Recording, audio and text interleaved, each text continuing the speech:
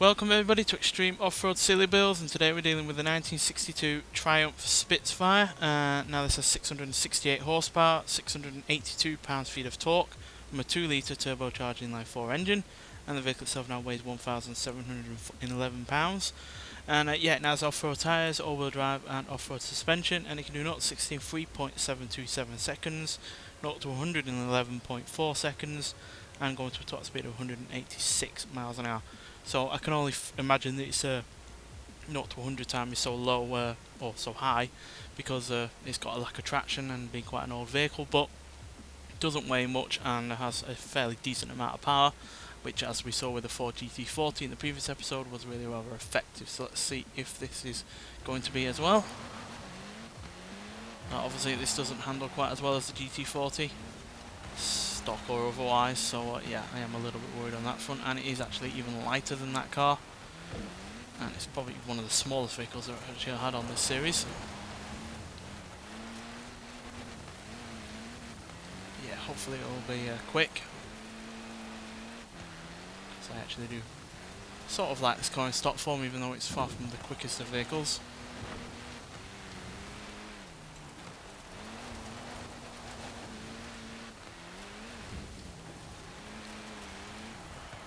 Big problem is probably going to be the bumps, because it's so light. It's going to be probably easily trucked around, and it's hardly got the longest wheelbase or the widest of tracks, so might well be bounced about a fair bit, but hopefully not. So it's inevitably going to be a way of slowing this vehicle down. Yeah, we had a bit of a nasty lift off on that jump there.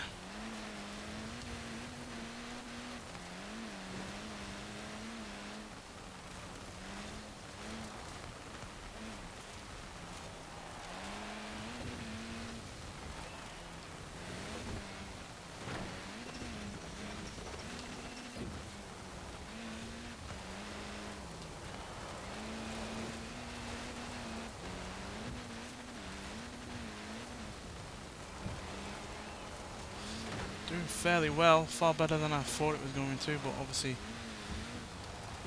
at the end of the day it's what the time is going to be, not just how I feel in terms of driving it. Because obviously it's such a small, lightweight car, it's quite agile and it's able to overcome its all-wheel drive system with any negativities that come with that. Not going to be all that quick at the top end though, at 171. But not bad for a car that has less than 700 horsepower on the series, and a fairly decent time of 2 minutes 8 seconds .121, but yeah, way off the pace of the Ford GT40 Mark 1, which managed 2 minutes 2.015 in the previous episode. But that doesn't mean, yeah, it's quite the way down on the leaderboard in all honesty, but it has at least managed to beat the the Abarth Fiat 131, the Jeep Wrangler Unlimited Liberty Design, two cars that are certainly more made for going off-road than this, as well as the Exomotive Exocet off-road vehicle, Ford Anglia 105E, Renault Megane R26R, Ram Rebel TRX Concept, and the MG MGA Twin Cam.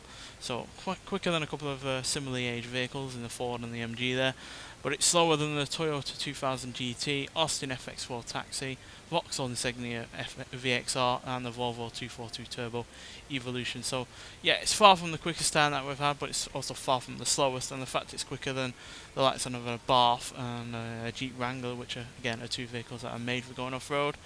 The Abarth in particular being made for rallying, as well as that Exomotive vehicle is yeah, fairly impressive, but yeah, way down on the Ford from the previous episode, which I was hoping this would be able to keep up with, considering it's also lightweight and fairly powerful. But yeah, it wasn't all that controllable, to be honest, and at the end of the day it doesn't have quite as much power as other vehicles on this series.